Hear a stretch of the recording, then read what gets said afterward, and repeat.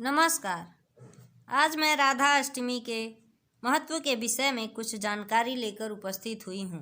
कृष्ण जन्माष्टमी के 16वें दिन भाद्र माह की शुक्ल पक्ष की अष्टमी को राधा अष्टमी मनाया जाता है। इस साल 14 सितंबर को राधा अष्टमी का पर्व मनाया जाएगा। राधा के बिना कृष्ण नाम का जप निरर्थक है, इसीलिए तो मनुष्य जन्म को सार्थक बनाने के लिए राधा जी का जन्म 16वें दिन कृष्ण जन्म के बाद हुआ। इन दो नामों में सृष्टि में अमर निस्वार्थ प्रेम के बीज बोए जो जन्म जन्मांतर चला आ रहा है। राधा अष्टमी के दिन श्रद्धालु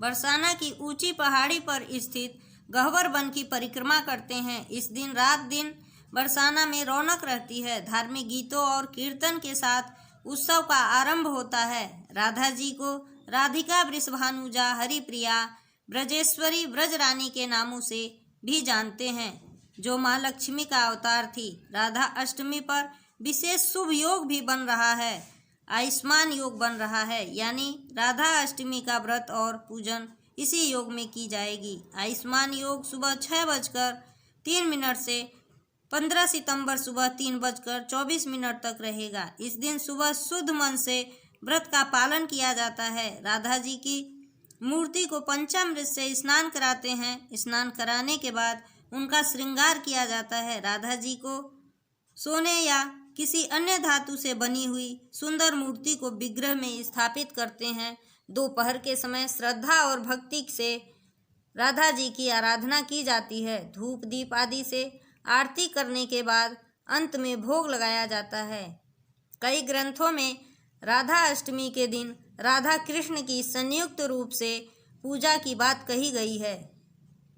इस दिन मंदिर में 27 पेड़ों की पत्तियों और 27 ही कुओं का जल इकट्ठा करना चाहिए। 1.25 मन दूध, दही, गाय का शुद्ध घी और औषधि से मूल शांति करानी चाहिए। अंत में कई मन पंचामृत से वैदिक मंत्रों के साथ श्यामा श्याम का अभिषेक किया जाता है। नारद पुराण के अनुसार राधा अष्टमी का व्रत करने वाले भक्तगण ब्रज के दुर्लभ रहस्य को जान लेते हैं। जो व्यक्ति इस व्रत को विधिवत तरीके से करते हैं वो सभी पापों से मुक्ति पाते हैं। राधा जी वृंदावन की अधीश्वरी हैं।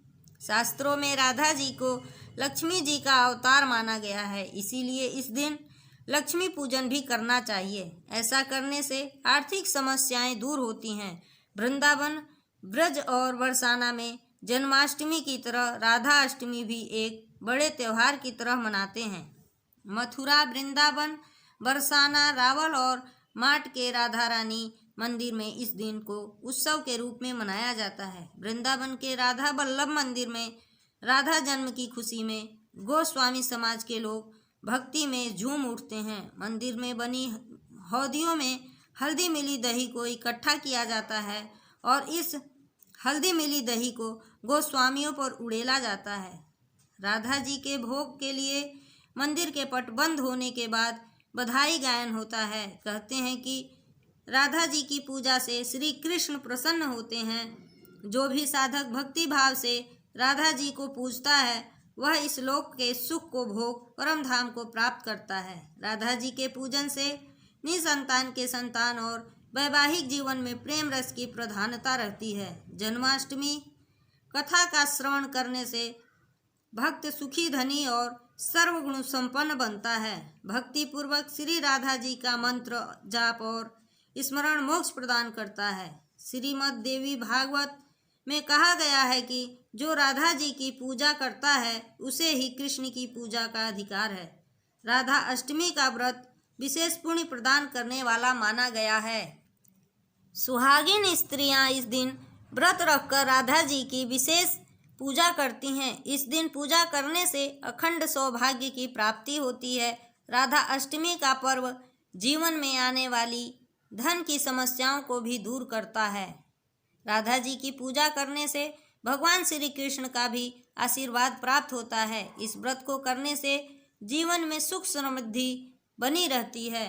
जन्माष्टमी का व्रत रखने वाले का राधा अष्टमी का व्रत जरूर रखना चाहिए। जैसे राधा के बिना श्याम अधूरे हैं, वैसे ही राधा अष्टमी के बिना जन्माष्टमी अधूरी है। इसी के साथ मैं अपनी वाणी को विराम देती हूँ। जय हिंद, जय भारत।